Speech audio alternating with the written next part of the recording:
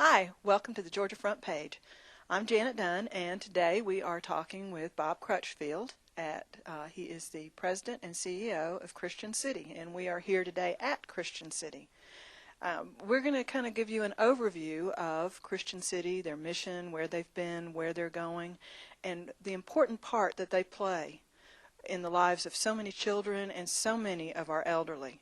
And I am going to just let Bob ramble because he does a fantastic job of talking. He really is passionate about Christian City. So if you will, just give us a little bit of background and let's talk.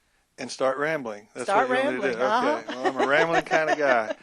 First, let me say to your viewers how very much we appreciate your taking time to come to Christian City and what the Georgia Front Page is doing and its emerging growth in our area. It's just such a valuable tool for the people in our community to know what's going on, and I really appreciate it. It's a great service to everybody. Thank you.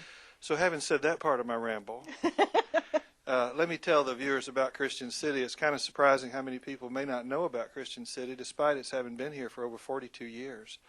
Christian City started, just a little history about it, started back in 1962, really, when an individual woman here in the community saw a need for children that didn't have homes of their own.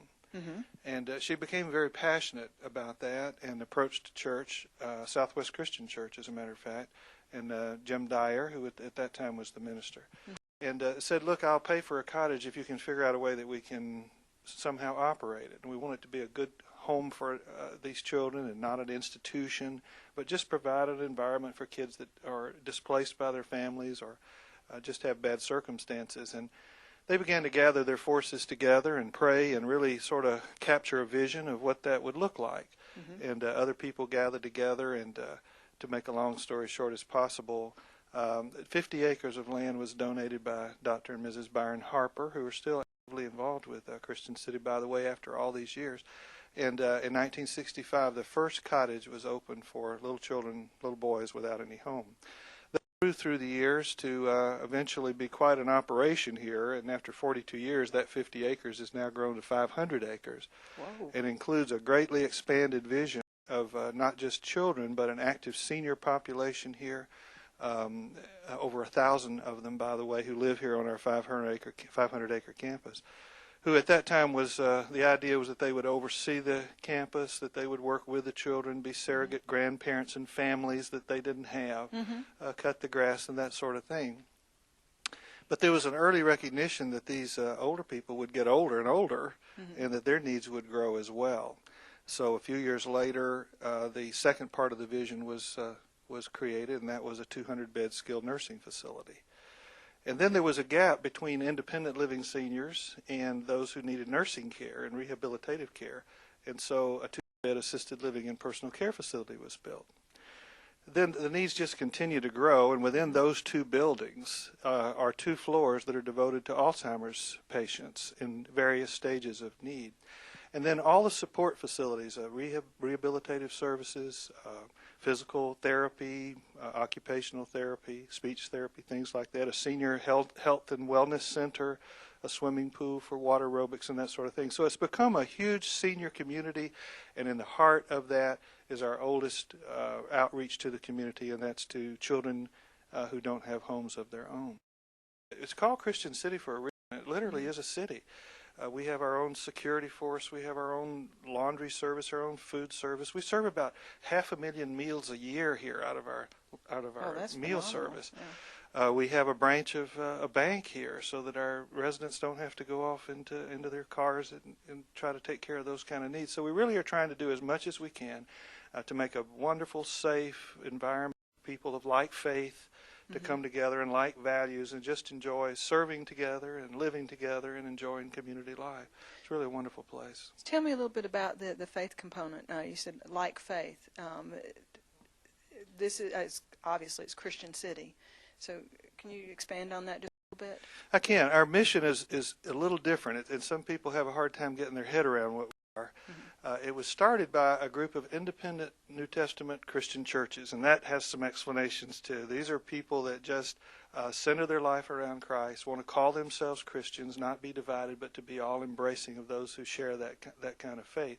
But what we are is a Our mission statement is to say that Christian City ministers to families with particular emphasis on children and senior adults by providing high quality, effective, efficient, affordable residential health and social services. And Say that again and this 3 gets times to yours. real fast. And this gets to your part, according to the principles of the teachings of Christ. And so everything that we do is to glorify Him. And we serve others, we serve Him by serving others. And so it's a community of service. We have 430 employees here that serve, but we also have over 200 volunteers that are vital to our operation. But we want the people that come to live here to find a place of service as well. And as their ability to serve, as their mobility declines, we want to keep them healthy and vibrant and engaged.